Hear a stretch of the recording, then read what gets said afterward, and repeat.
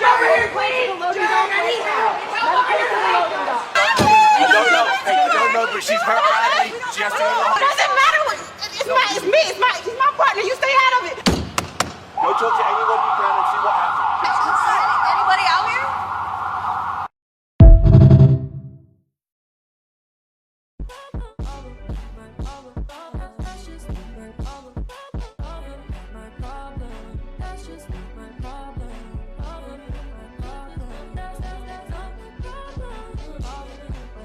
Hey, what's going on YouTube land? It's your boy TJ and welcome to my YouTube channel Wrestling Nostalgia, where I get my reviews on WWE shows and PLE events. And today we're going to be reviewing SmackDown. But before I get into my review, just go ahead and give me a like, share, subscribe, all that other good stuff. Now that we got that out of the way, let's go ahead and get into my review of SmackDown. So we open up SmackDown with the Bloodline 2.0 and they come out, and I'm just gonna go ahead and keep it soft and sweet. Solo is feeling really confident and egotistical. He comes out and he does this whole bit about, oh yeah, whatever city they from, acknowledge me, or whatever, because I ain't gonna lie, I forgot what city they said. But he says, yeah, we feeling good. We got the numbers in our hand. We got Big Bronson Reed after his big win over Seth Rollins. And yeah, how about this? Roman, you ain't even prepared because you ain't even come here yet. You ain't even here yet. So guess what? You need to surrender to me. And only in my terms and your bloodline can acknowledge me. So I'm like, oh, you feeling real cocky now, huh? So we're going to see what's going to happen towards the end of the night. If they meet in the ring like he suggested and if he's even going to come. But hey, I seriously doubt that Roman Reigns, of all people, and he already said he's never going to acknowledge him. Of all people, he's going to surrender to his little cousin. And not even like the second or third or fourth. Like, he's like the fifth. Like, come on. Like, really? Like, be so for real here. In our first matchup, it is the Women's Triple Threat United States Championship Tournament match. It is Bianca Belair versus Chelsea Green versus Blair Davenport. So these three women are mixing it up and they're trying to get an early pinfall. Like, all of them were like rolling each other up and everything like that. And these women are like breaking it down from here and they're all getting their big moves in up until the commercial break when Bianca Belair wound up getting her hair tied within the ropes, and then Blair Davenport wind up doing a double knees to the back, and then we go to commercial break. After commercial break, these women are still like mixing it up, but I believe Bianca Belair was like in firm control doing the mount or whatever, and then one of them like wound up grabbing her hair and then she did the little backflip and everything like that. But we're gonna rush right into the ending. This is where Chelsea Green and Blair Davenport wound up doing a top rope superplex, and then this is when Blair was like laid out, and then Bianca Belair wound up doing the 450 splash, and then she almost got the 3 count, but Chelsea Green wound up throwing her out of the ring, and then they're like fighting it out on who's gonna get the pin, but Bianca Belair wound up throwing Chelsea Green into the barricade. But in the midst of this commotion, Jade Cargill is seen laid out on a car, seemingly getting beat down. And then now Bianca's trying to figure out, like, what does she do? What does she do? And then she wound up running down into the wrap trying to see what's going on. And she's more concerned with her tag team partner, and rightfully so. But in the ring, Chelsea Green and Blair Davenport wind up mixing it up. And they kind of trade off near falls and almost hit each other's finishers. But Chelsea Green wound up hitting her Prettier, and then 1, 2, 3. She advances in this triple threat match into the next round of the tournament. I'm actually happy about this, and I kind of already predicted in my mind that it was going to be Chelsea Green because it just would make sense for this megastar Bianca Belair to win it. And Blair Davenport haven't been seen in months, and I already knew she wasn't going to win it. So if it was going to be anybody, it was going to be Chelsea Green by process of elimination, and I'm glad my prediction came true. Hopefully she's the first United States Women's Champion, and if not, Naomi. If not, Jade Cargill, but from the looks of it, I don't think it's going to be her either. In this next segment, it is Bianca Belair and Jade Cargill, and Bianca Belair is like hysterical right now, and rightfully so. Her tag team partner is in the ambulance, and she's all like, look, I need to go ahead and check on my partner. I'm going to the ambulance with her, and it's then the third. So she winds up going into the ambulance, and she is being whisked away into the ambulance with her tag team partner. Hopefully everything is okay. And it looked like Bayley and Naomi is concerned. We're going to get, I guess, some updates on what's going on. I don't know, maybe sometime later on tonight or maybe next week, but hopefully she's not taken out of this War Games match because this is her first one, but we'll just have to wait and see how everything plays out. In this next matchup, it is for the United States Championship. It is LA Knight putting up his championship against Santos Escobar. So this match will start off crazy because we see Shinsuke Nakamura on the Titantron trying to taunt him and say a whole bunch of stuff. We're just going to skip past that. But Santos Escobar wound up taking advantage and beating up on LA Knight before the bell, and then even after the bell. He has a good majority of this match dominating in his favor, and they go back and forth until commercial break. Even after commercial break, as they're both getting their offense in and everything like that, LA Knight wound up almost doing the big elbow drop, but Shinsuke Nakamura wound up on the stage and just looking upon him crazily. And then this is when Santos Escobar tries to take advantage, and then he does the Hurricane Rana, then he does the Frog Splash. It looks like he was about to hit his Phantom Driver, I guess it's called, but LA Knight wound up reversing it into his BFT, and 1, 2, 3, LA Knight winds up successfully retaining the championship, but he winds up getting attacked repeatedly by Shinsuke Nakamura, and this is where this segment ends. I do not understand this if this is not going to happen at Survivor Series, and I understand this rivalry just started last week, but I don't care. Just put this on the PLE. Triple thumbs, please do not just pop and just, like, please put them on the PLE event. Thank you, management.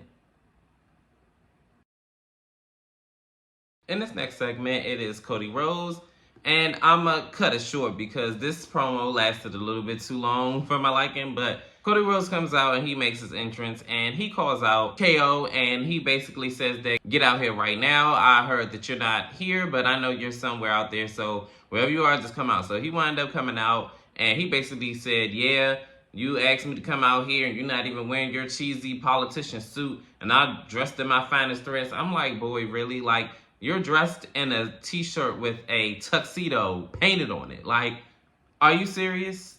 Like, he is so unserious. But anyways, he wound up saying, oh, yeah, I'm here, so now what? So this is when Cody Rhodes says, well, I asked you to come out here, but in the ring. So this is when KO says that, oh, well, I don't jump when you tell me to jump. And whenever I ask for a match with me and you in the ring, that's when it'll happen on my terms. And I'm all like, but Cody's the champion. Like, what do you mean on your terms? But hey, whatever. So they go back and forth hurling insults. Cody Rhodes says something about Randy Orton was your real friend and you sit up there and pile drive them. That particular maneuver ends careers and lives and this and the third. And that was wrong. You were wrong for doing that. And you want to paint yourself as the victim, but you're no victim. And you are the cause of your own destruction. And this, that, and the third. And guess what? You didn't pull the trigger at Bash in Berlin. But when you did, you pulled it on the wrong person. But guess what? When it's me and you in the ring, I'm going to pull the trigger when it's time to. Trust and believe. You cross one too many lines with me, and when we in this ring, just know it's no holds barred. So hopefully with this particular feud, please WWE, do not make this a regular match at this point. This is a blood feud. So make it that. Street fight. Cage something. Like, come on, bro. Like, y'all be, it just be missing y'all. But KO basically said, F all that. Like, I'm out of here or whatever. And he winds up leaving out the arena. Somewhere, somehow, they're going to have a match in the future, whatever. Blah, blah, blah. I really don't care about this feud, and I really don't care who wins. I don't, obviously, Cody Rhodes is going to retain the championship. Like, I'm just not interested in this feud. Sorry. Yeah, that's it. In this next segment, it is the OG Bloodline, and they're strategizing on who they can pick within the main roster, who's going to be the fifth man on the War Games match. And Roman's like, no, no, no. He said no to Seth, and he said no to Cody Rhodes. And I agree. Do not have either one of those. Like, for one, Cody Rhodes is already mixed up with Kevin Owens. Seth, it does not make sense. It makes it even more convoluted. So I'm with Roman with that. And basically he said, look, all we need is us. And hey, if we go down, we go down. And I was like, see, Roman is a crash out. And I kind of love it for him. Anyways, we're going to see throughout the night what's going to happen. And if they ever do get a fifth man. Maybe it will be like how it was last year, where it was supposed to be Randy Orton and he came at the last minute and everything like that. But hey, we're gonna find out if they ever get a fifth man, or I guess it's gonna be just the four of them. In this next segment, it is Cody Rhodes, and he winds up walking down in the back, and he winds up getting interrupted by Carmelo Hayes, and he said it's about time somebody told that man the truth. And I was like, ooh. Cody said, oh, so what, you want to run that by me again? So he said, it's about time that somebody told you the truth, because the word around town is that Kevin Owens is on to something, and ain't nothing's talking louder than Randy Orton's neck. And I was like, now, it's too soon for that, okay? You go ahead and you better lay low, Carmelo. You better lay low. It's not too much on Randy now. And my words exactly. And it was all that on Carmelo, because Cody Rhodes wound up pushing him into, like, the coat rack. So now, guess he a bust boy. But anyways, nah, for real, though. So Nick Atlas winds up coming out, and he was like, hey, enough. And this is when Cody Rhodes said, hey, you need to reconsider your first round draft pick. So he's like, oh, I need to reconsider. I was like, I don't think so. So anyway, this is when Carmelo was like, he walks off in the cuss, and he was like, no, reconsider it then. I was like, I know that's right, because Raw will love him. But I never mind, because I'm not really sure about Raw nowadays, honestly. But anyways, this is where the segment ends. I don't know what's going to happen. I don't know if Cody Rhodes and Carmelo Hayes are going to run it back, or this is just a one-off or whatever, but I just have a good feeling that this is not going to be the last time these two meet again. But we're just going to have to see how everything's going to play out. In this next matchup, it is Tiffany Stratton and Candice LeRae versus Naomi and Bayley. So this match starts off with Naomi already starting it off with Tiffany Stratton. She wound up beating her up in like this first half of this match, up until Nia Jax winds up getting involved like indirectly. Of course, not like hitting her or anything like that, just distracting them. And then this is when Candice LeRae and Tiffany Stratton wind up taking advantage. And then we go into commercial break. After commercial break, these women are like mixing it up. And right when Bayley looks like she was about to tag in Naomi, Nia Jax winds up involving herself, this time directly, like taking Bayley out of the match and making her bump her head on the apron. And then this is where disqualification happens, and a whole big old brawl happens. So first it was Io Sky. She winds up beating up on Nia Jax's team. But of course, you know, after a good little minute, she winds up getting beat up herself. This is when Rhea Ripley comes out, and she winds up clearing the ring, of course, because she is the Terminator. That is my new name for her. Or maybe Batman, because of the new face mask that she got on that she's sporting. You look so stupid. You look stupid. You look so stupid. You look so stupid. But this is where this segment ends. I'm not gonna lie, I'm kind of tired of the Terminator coming out and just go ahead and just destroying everybody. But it is what it is. We're gonna see what's gonna happen at War Games. But I have a bold prediction. I do feel like Jade Cargill is gonna get taken out of this match and replaced with Bayley, and then have this whole, oh, can they coexist, Bianca Belair and Bayley whole situation. So we're gonna see where this whole thing goes. In this next matchup, it is Montez Ford versus Tamasco Champa.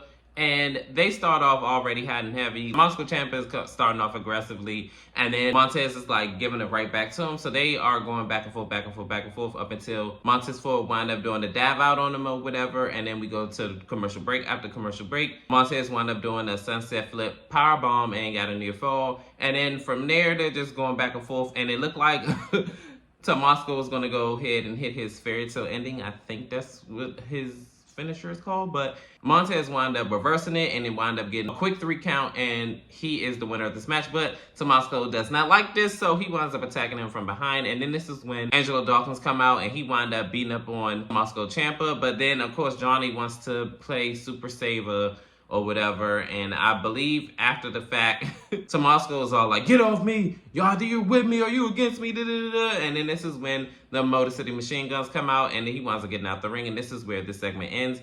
I don't know what's about to happen. I guess Triple H is so obsessed with running this storyline back of the whole NXT Tamasco Ciampa versus Johnny Gargano thing, and Not gonna lie, I'm not all that interested, but I guess we're just gonna have to see how you already know what I'm about to say. Move it to the left. And finally, we are here at our main event.